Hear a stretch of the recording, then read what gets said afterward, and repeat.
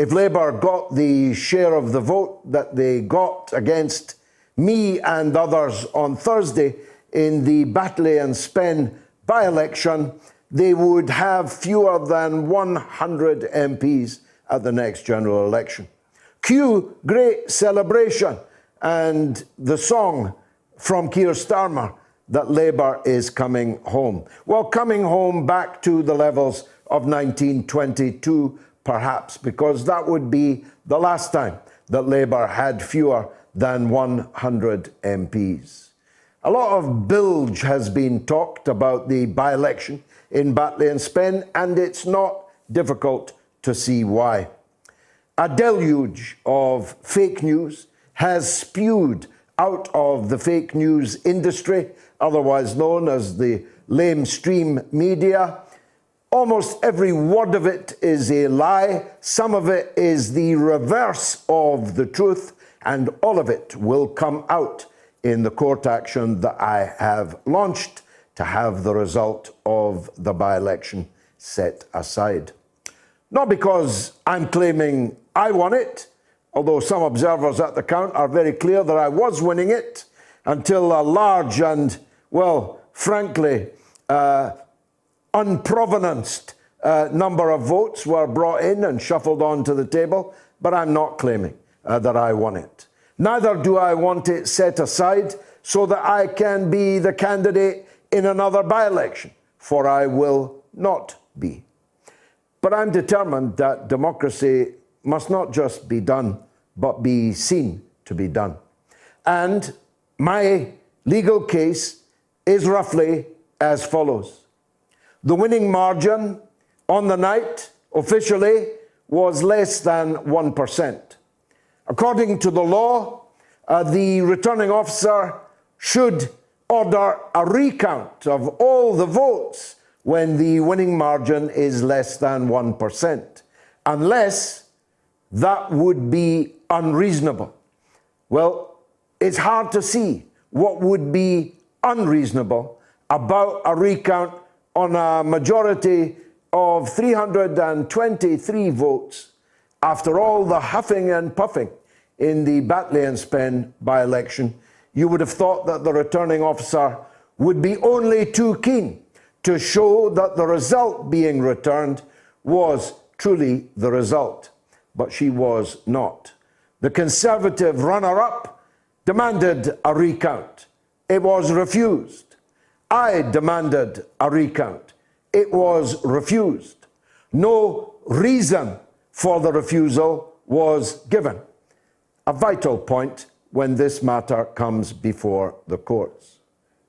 Secondly, and you may have seen on social media, and American viewers and listeners may recognize this, video footage of large numbers of votes arriving in the dead of night in bin bags, in black plastic bin bags, unsealed, unclosed, and being stuffed into ballot boxes. Perhaps that was the slew of votes that the counting agents of other parties have reported to me that they saw at the count.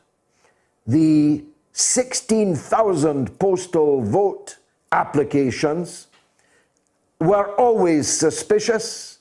Suspicious because letting a Labour council, let alone Kirklees Labour Council, in charge of 16,000 postal votes and expecting fairness and transparency would be a triumph of hope over experience.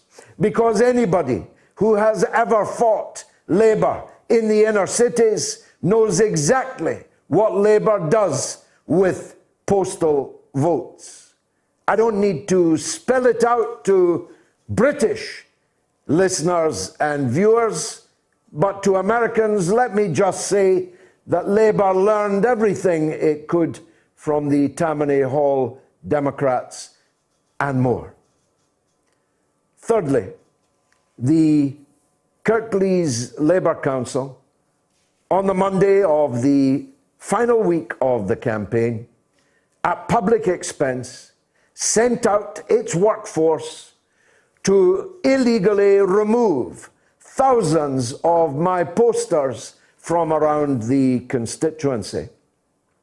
The law is very clear that posters must have an imprint showing who the party that was posting the posters were. Not that that was difficult to work out, because my face and my name and vote for me was all over them. We had an imprint.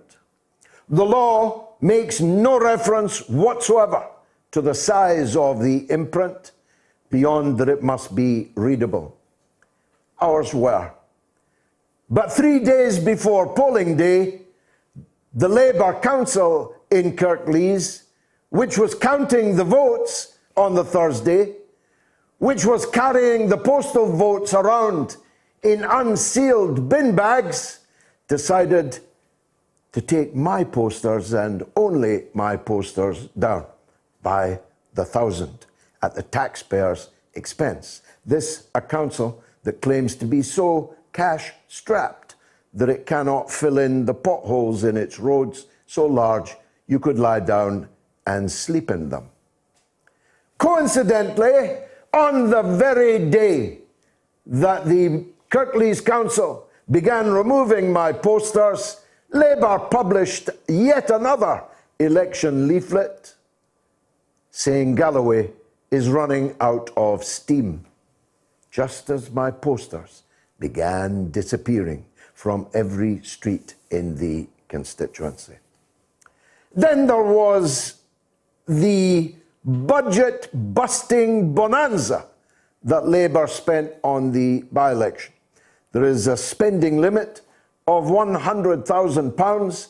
Labour bust it by at least twice, maybe 3 times, when the salaries of all the scores of trade union officials and their union cars, their hotels, their living expenses are factored into the election expenses, plus all the Facebook advertising, plus all the leaflets.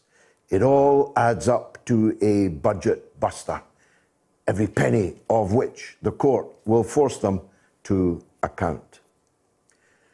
Then there was the false statements made about me and about our party, the Workers' Party of Britain, made not by the Labour camp, but on screen by the Labour candidate.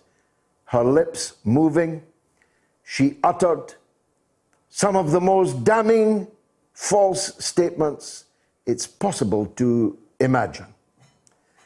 Those of you with long memories of British politics will remember the name Phil Woolas.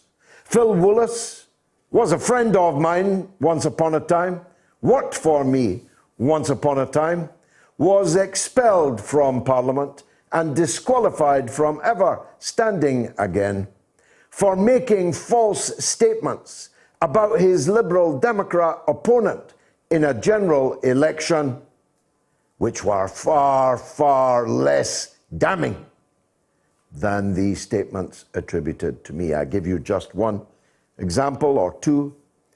My Labour opponent said on television, which was rebroadcast on every television channel in Britain and all over social media, ad nauseum, with commentary, with narrative, that when she was being harangued by an Islamist extremist, I was on the other side of the road laughing. In fact, I was on the same side of the road as she was, as the incident was. I was 100 yards away. I was on camera being interviewed when it was happening, and I was not laughing. This false statement was used, is still being used, even today, as the base of a false narrative, deliberately false narrative, to damage my chances in the election, which is a crime under English electoral law. It is actually a criminal offence to do so. And the video and photographic evidence of the falsity of this claim is readily available and will be, of course, placed in front of the court. Practically every news outfit in Britain said that my supporters had thrown an egg at Labour campaigners. The fact that a 15-year-old minor with drug problems and absolutely no connection to our campaign has now been arrested for throwing an egg at Labour campaigners hasn't shut them up. In fact, it hasn't even been reported, though the entire fake news industry knows that fact, that the egging and any other false allegations will all be on the judge's table when this matter comes to court. I could go on, but I see I've gone on long enough. Let's just leave it at this. The Batley and Spen by-election isn't over yet. Why this blizzard of slander and libel? Well, to deflect attention from the fact that though they claimed I had come from nowhere, I was a carpetbagger, I didn't know my way around the constituency, I wasn't from round here. How would I get from A to B? Did I need a guide, they said. I got 22% of the vote from nowhere. More than 8,000 votes I took off Labour, leaving them with the aforementioned share of the vote, which would give them fewer than 100 MPs if repeated in a general election.